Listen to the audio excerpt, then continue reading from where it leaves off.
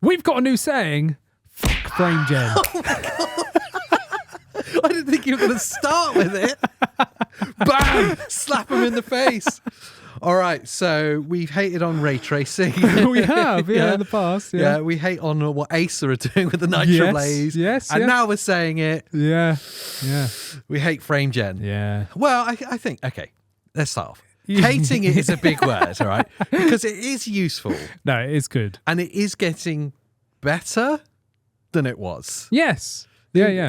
But it's at what cost? Yes. Yeah. Is the problem with frame gen. Yes, exactly. I think there's, like you said, there's a definite use case for it. Yeah. And I think it's a good technology to expand upon. Yeah. But currently, there's definitely some quirks. Well, where do we start with the I know, quirks? it's so difficult, isn't it? There's so many issues. So frame generation, there's different kinds, Yeah. of course. So obviously we've got the new NVIDIA 50 series, which has introduced the new multi-frame gen. Multi-frame gen, DLSS 4. That's different, I would say, because it's a whole new technology. Yeah. They've revamped it from the ground up, and it's specific for these cards.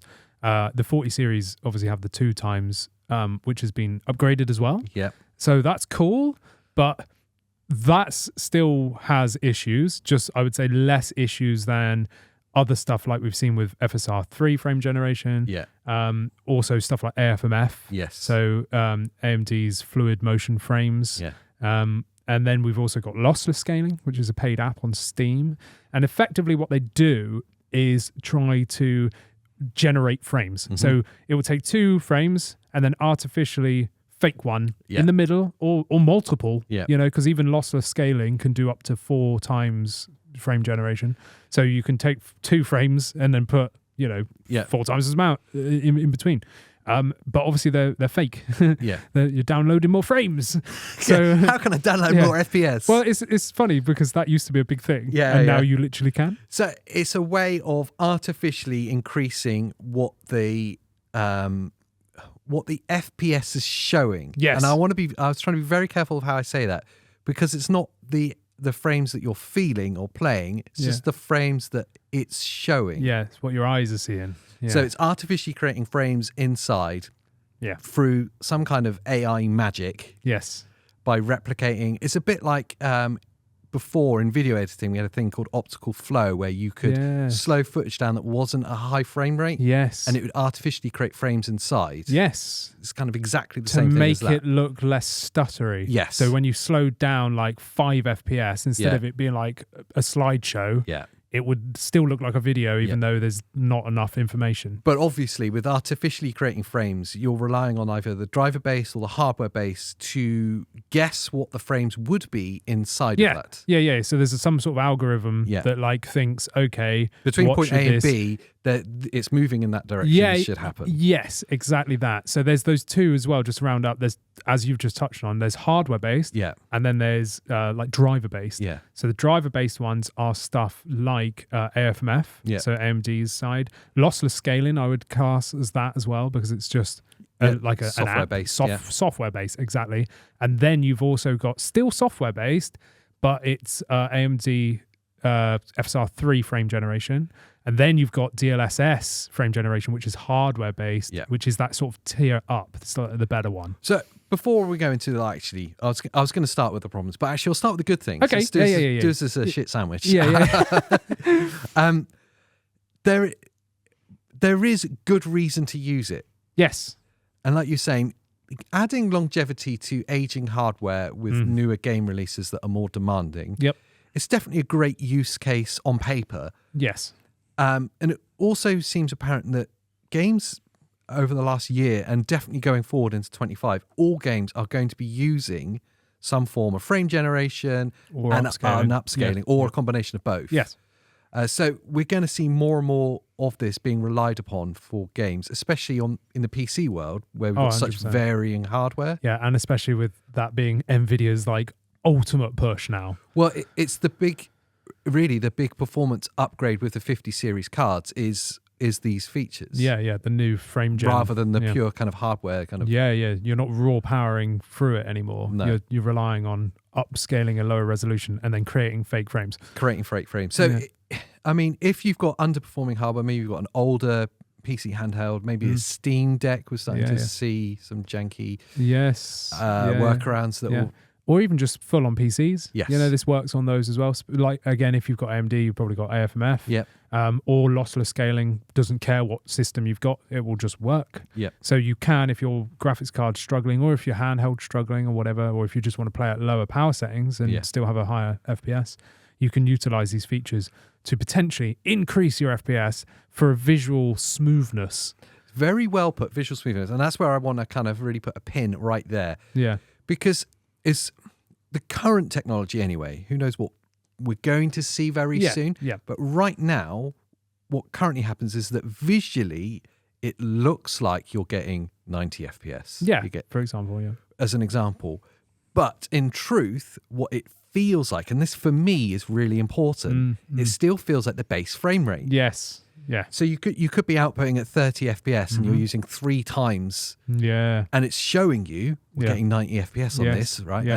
And visually you look at it and you go, yeah, that's kind of 90 FPS. But to your controlling, to how it feels and the feedback you get, you're not getting that fluid, high speed feeling that you get with the higher frame rates. Yeah, yeah. It still feels like 30 FPS. Yeah, because typically the higher the frame rate, the lower the latency. Yes. Because obviously the frames are coming out like a machine gun. So if you've got a high polling rate input, it can sort of pick that up. And the faster frames, this is why like competitive Counter-Strike players play at like 400 FPS. Yeah. Because they want the absolute maximum amount of control, so that as soon as you touch that stick or whatever it is, mouse, then it's going, yep, that's inputted. But obviously with fake frames, with frame gen, that's not happening, because instead of your GPU raw outputting these frames, it's taking that 30 FPS, that's taking it to 60 or 90. Yeah. But really the interval is still the same. Still the same. And therefore it introduces latency. Now, just before the latency part, with like great single player games or non-competitive multiplayer games, there's a kind of, once you get to like 60 FPS, everything kind of feels great. Yeah. Feels great. Yes. You get higher than that and it gets like 90, like, yeah, okay. But once you're starting to get above that, it's kind of very little gain to it. The big numbers, the big FPS counts that we see in like FPS counters are typically for FPS games, like you were saying, like competitive stuff, competitive shooters and stuff. You want that super high, super quick reaction. But we're seeing NVIDIA kind of like showcasing the 50 series of its multi-frame gen at like 300-400 FPS or above, which is, I would argue, meaningless for single player games. Yes, especially if you can't feel it. Yes, and really most attractive, those super high frame rates for competitive gamers, but it'd be useless to them because A, the frames are fakely generated. Yes, it doesn't feel like that speed. Yeah, and most importantly, you've introduced a bucket load of latency in order to get there. Yeah, I mean, I can't speak for the NVIDIA 50 series because I believe their new algorithm and like the whole thing that they base their multi-frame gen off kind of fixes a lot of that. I still wouldn't say it would be the same as playing at 500 like FPS by taking 3 5090s and strapping them together. And then playing frame gen. I can't really say with that, but for sure, if you were using like AFMF, lossless scaling, or like AMD's frame generation, that kind of thing, the software-based stuff, for sure, you're absolutely right. But I mean, I've not tested a 50 series, so I can't say on that side. No. But you are absolutely right on that. I would say for like competitive, just no. Like that's a big no-no, is using frame gen. Who knows about the new NVIDIA side?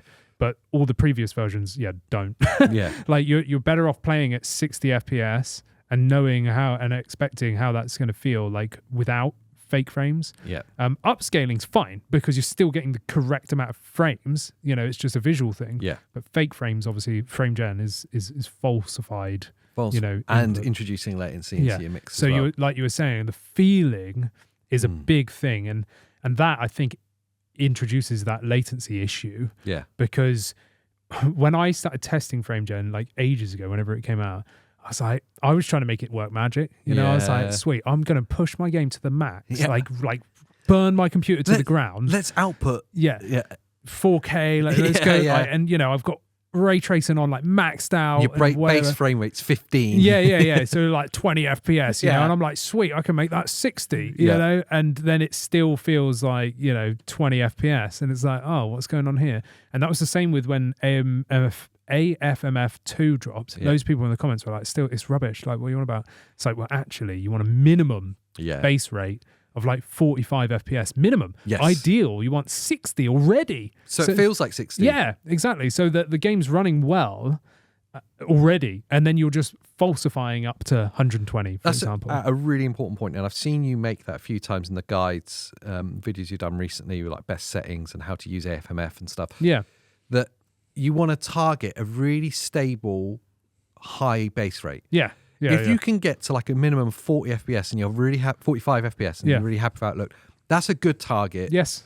And then you can apply frame generation, and you'll get a noticeable visual improvement. Yeah. It'll still feel like 45 FPS. Yes. Yeah. But really, you're seeing like 90. Yeah. And it just smooths it out. You know, like it smooths everything out, and it will still feel good because 45 FPS is actually okay. Yeah. But I'd noticed I had tried games where I was pushing it to the max, and I put it at like 15 FPS. I'm like, let's try and double it or whatever, or triple it, you know? Let's go. And it was horrible.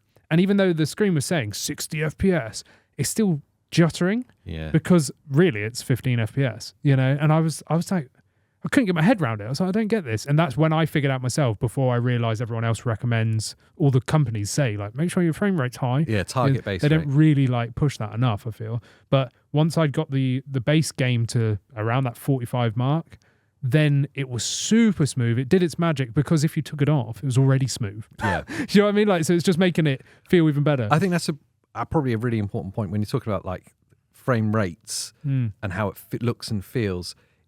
Frame generation is being talked, and I think this is why I'm a little bit kind of like, oh God, I'm sick of hearing it.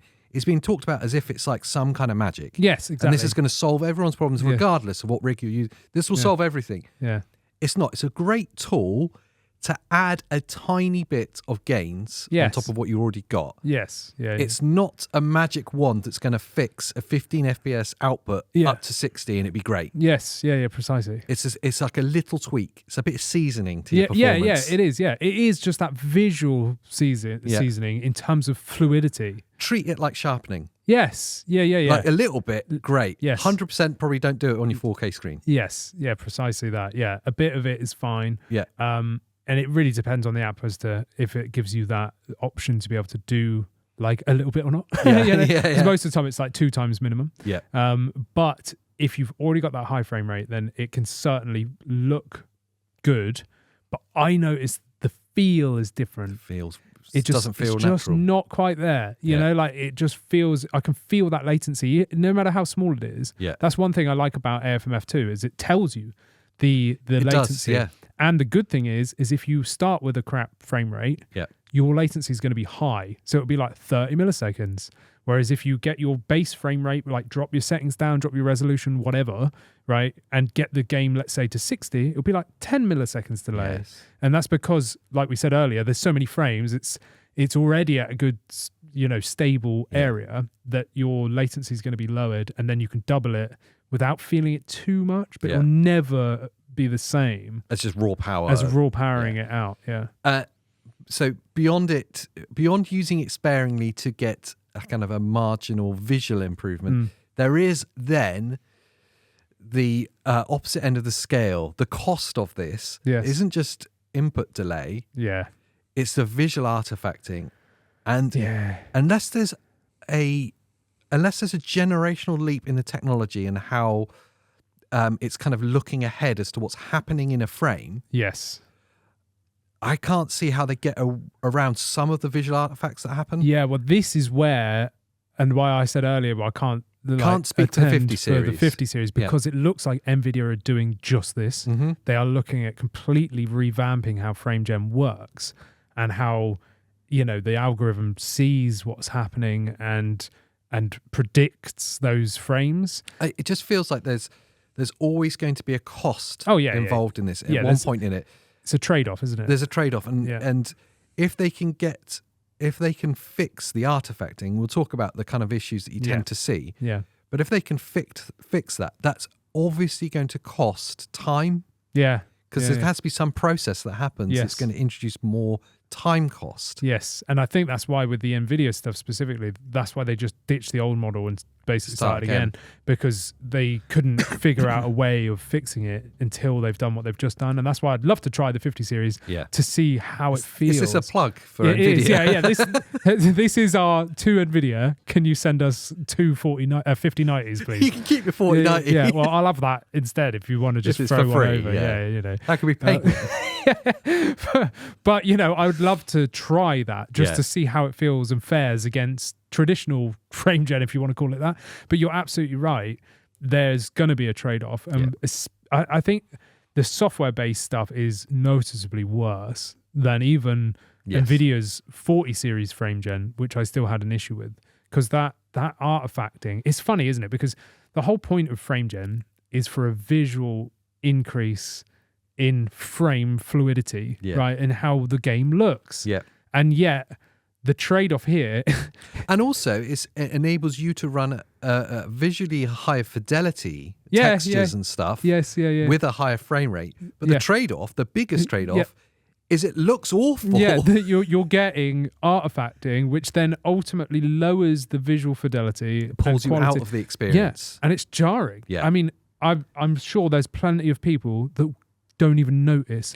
But for me, I'm very particular with stuff looking weird.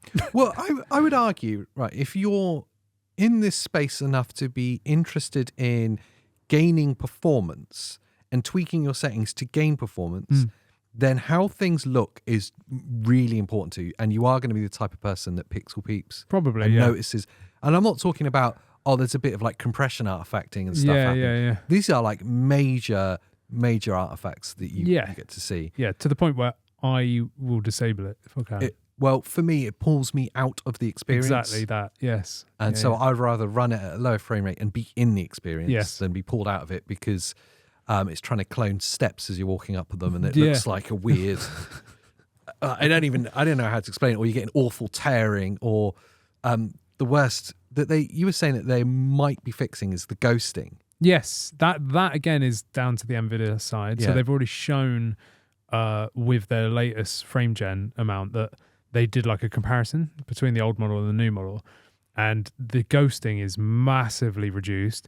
The image quality and sharpness is massively increased. So everything all round has been like better. Yeah. Like moire, stuff flickering, like the anti-aliasing and stuff has all been tidied up. So specifically in like background images and stuff out of the center of the screen, which is always where the problem is, really. So NVIDIA seems to be onto something. Yeah. Whether or not it's good, I've no idea. But I've already seen, I think Digital Foundry did a video and I could already see some of the artifacts are still there. Yeah. But obviously it's just better than it was prior. Yeah. But like you were saying, some of the visual artifacts are horrendous. I was playing Ghosts of Satsuma, and classic. And I turned on frame generation on that, and I was playing on handheld for a while on the Ally X with frame gen on. I was like, this is all right. I was like, I don't know, there's something going on. I thought my screen was broken, genuinely. And I was like, that's a bit weird. Turned it off, it was gone. I was like, okay, so it's frame gen. Put it on the TV where you're stretching it out to a massive image. And I was like, oh, okay, still happening. When it has a problem with the tops and bottoms of the screen. Yes. So I had probably an inch from the bottom if I'm on the TV. Yeah. If not like 5 millimeters, like from the bottom of my screen. Like a whole line from corner to corner of the entire screen where there was just a tear. Yeah. Constantly tearing in and out. Yeah. Yeah. In that one area. Yeah. Whilst there was like ghosting or flickering somewhere else. And I was like, what's going on here? Like, it was so odd. That bordering tear, I've seen multiple, like watching people's videos on this. Yeah. Multiple examples of that, like a really common thing. Yeah. It's always on the top or the bottom or both. Yeah. You know, it's either and or. that straight, because that's so big and visual. That's like, what's going on? Yeah, if you notice it, you can't unsee it. Yeah. So I didn't notice it for a while because a lot of the time your eyes are in the center of the screen. Which is what it's relying on. Yes. Yeah. And so you're like, okay, it's passable. I'll leave that to go. But once you notice it, you can't stop looking at it. You're like, what's that? There's things flickering out. Why is my screen breaking? Yeah. It literally looks like the screen's going to turn off in a minute. Because do you know what I mean? It's like, oh no. It's you expect a deadline to appear. Yeah. So it's like, oh no. So there's that. there's then like weird warping and stuff. So you'll find if there's a straight line and your guy's got like a pistol or something and you're pulling in and out. I showed this on Resident Evil 4 with lossless scaling. Yeah. So where there's like a wall edge, it's trying to artificially like fake what's around it. But because it's so clear cut, like in Chris, what's happening, you can see it trying to, it literally looks like you've got one of those like balls, see-through balls, and you look through it. Warping yeah, and it warps it. It looks like you're pushing one of these spheres like backwards and forwards. It's really weird. Your example in Rebirth, Final Fantasy VII Rebirth, going up the stairs. Yeah, that was horrendous. Which is another example of like the defined straight lines. Straight lines obviously are problems. steps that you're walking up. Yeah. Straight lines are a real problem. And they're moving. Yes, because it's moving. It's trying to predict where that straight line should be in the artificial frames in between. Yeah. And because of that, it's going to get it wrong. Yeah. Because they're such straight lines, but the camera's moving and the character's moving over the top of it. So you get this weird, almost like ghosting effect around where the character would be. Yeah. And you also get the lines have changed position or they've bent. That doesn't just make me feel a bit sick. Like I say, it pulls me out of the game because now I'm worried about what technical thing is going wrong here. Yes. Yeah. So for a tool to pull you out of the game means the experience has been ruined because now my head's in, how do I fix that problem? Yeah. Something's broken. Yeah. Let me fix it. Yeah. You're not enjoying the game anymore. You're not in that world, whatever, So that's the thing I found. And this is the other slight difference between the other two types of frame gen, where you've got frame gen that's been implemented by the developers. Yeah. So that has been, this works, we've built this into the game. Yeah. And then software or driver-based frame gen that you're slapping over yourself, like AFMF or lossless scaling. So AMD's FSR 3 frame gen is what will be pushed in from the developer, as well as DLSS frame gen. But I'm just talking about FSR 3 here for a second.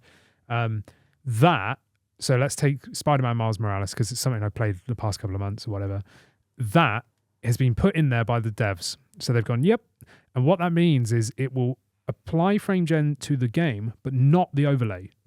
So the HUD is all the graphics and stuff are not being frame gened. So that's good because it means none of that gets artifacting. Yeah. But the game will still have this tearing, or you might have ghosting, or like weird warping like bits like here and then, or people like smudging into the wall. And whatever. Do you know what I mean? Like you get like all these weird problems, which that is the best use case of software based. If a game hasn't got it put in, like Rebirth, Final Fantasy VII, and you force it over the top with lossless or AFMF, then it can't differentiate what the game is and what the overlay is. Yes. So it just frame gens everything. Because it's just seeing the whole picture. It's saying the entire thing. So like with Resident Evil 4, with the crosshair, Leon's gun, I was moving that around a load, and it was like there was like loads of them because it was like, whoa, what's that little line doing? So your crosshair's like completely all over the place. Obviously, you can tune it a bit depending on your settings. Yeah, and I show you how to do that in that guide, but it's still there. So I think, truthfully, it's a case of right now. I like the idea. Okay, I like the idea of a tool that can increase performance without having like hardware like limitations. That's and without kind of cool. Having to upgrade your gear. Right? So giving you longevity to older devices, and especially with more and more PC handhelds, which we love. Yes, they're always going to be slightly underpowered compared to a desktop. Absolutely. Obviously. Yeah. So being able to squeeze more performance out of those, awesome. But it's really imperfect. Yes. Yeah. And I want to say because it's early days, but it's not that new. No, it's been around for a while. And it has been now, rolled out. So it's kind of inexcusable in a lot of cases. Well, I think we're on that cusp, like the precipice now of where we go from here. Yeah. So NVIDIA seem to be, whilst people are like hating on them for taking the fake frames route, they are trying to make games better. Yeah. By using AI and stuff, so whilst we might not be there now, maybe this is the start of it. Yeah. And it already looks like the 50 series from what I've seen examples wise and people like Digital Foundry showing, it is definitely better than it was. We know AMD have turned around, held their hands up and gone, you know what? We're not doing software based anymore. They've said that. So they have. Yeah. So when RDNA 4 comes, this is why I'm really hyped for when we get an RDNA 4 handheld. Z3 Extreme. Z3 Extreme and stuff like that. That's then going to start hardware encoding.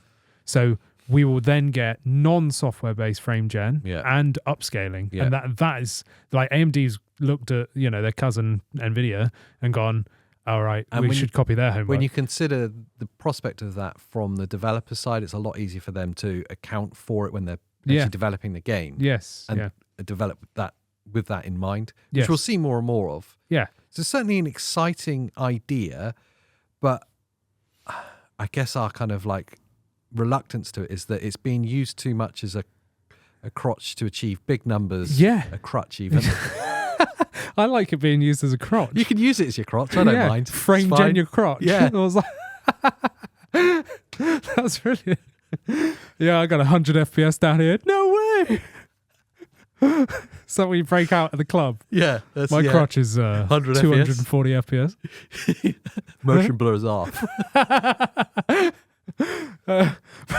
Yeah, no, I agree with you though. Like, I feel like it's been relied on too much to achieve big numbers. Yes. That I'll go back to the original point. Don't feel like the big numbers. They still feel like the base rate. Yeah. Have massive delay introduced. Yeah. And have huge artifacting problems. That yes, these things are being ironed out, but they're not yet there yet. We're not there yet. No, not at all. And I feel like for me personally, like whilst you can use it if you're absolutely struggling, I would only use it if like the device I'm using just is really having a hard time. But again, even then, that's not a great ideal because we've already said you want at least 45 FPS. Look at this, the implementation on the Steam Deck. Did you watch any of the videos of it? Yeah, that's horrendous. It's horrendous. And I'm not hating on the Steam Deck at all. I love the Steam Deck.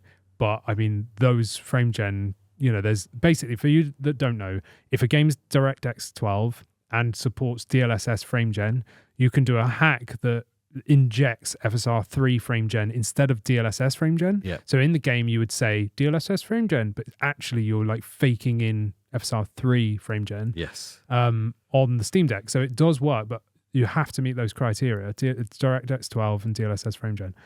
And it looks horrendous.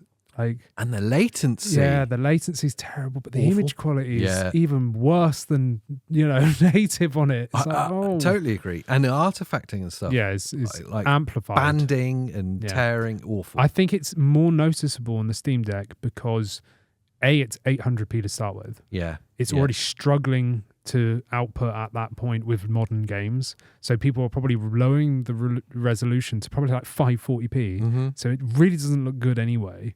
And then you're applying frame gen on top of that to try and get a decent FPS.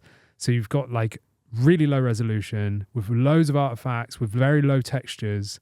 It just makes it look like a watercolor painting. Yeah. It's a big mush on the screen. It's great that these tools can exist to increase hardware life, but they are not magic wands. No. I think that's the biggest takeaway. I think what you said earlier is the thing that resonated with me was it pulls me out of the experience. Yeah. And every game I've tried it on, there's not one game that I've tried it on where I've gone, sweet, I'll leave it on. Yeah. Every time I've gone, let me try and tweak this. And I spent like 2 hours trying to get frame gen to be good. And I'm like, nah. And ultimately, I always resort to just disabling it. Yeah. I'd much rather turn my settings down or whatever to get a stable FPS that I'm happy with and just play at that. Yeah. And I can't do it because any artifacting, I just go, oh. It's annoying. Yeah, I feel like something's broken. Yeah. Like that's literally how I feel. So I'm just like, nah. Yeah, no frame gen. I'm with you. I'd love to know what you guys think. Do you agree with us, or have we triggered you? Oh, and big you're time. like a huge fan of frame gen. Yes. You're a paid subscriber. I don't know. Of framegen.com. Yeah, framegen.com. You love it. Let us know down Maybe in you're the the founder. comments. Wow. Did you invent FrameGen? Oh no, I was just thinking of the website. Oh, is that a website? Yeah, probably. Probably. Yeah. Yeah. Okay. So, do you ever like go? There's a stationery store that I heard you like to go to. Oh yeah. Penisland.com. That's where you go to increase your crotch frame gen, isn't it? Oh, damn it. You knew what I was on about. Stupid jokes are also included for free. So Yes, make there we sure go. you subscribe. Yep. Like before you leave. Oh, I love that. It's the new saying. It's the Like new before saying. you Yeah, leave. yeah. Oh, yeah. And Become a member. Yeah, that too. Yay, and you can talk to us over on Discord and tell us how much we're wrong. Yeah, that too. Over there on and stupid Discord. jokes are also there as well. Yeah, they are there as well. Yeah. So until the next time. Bye.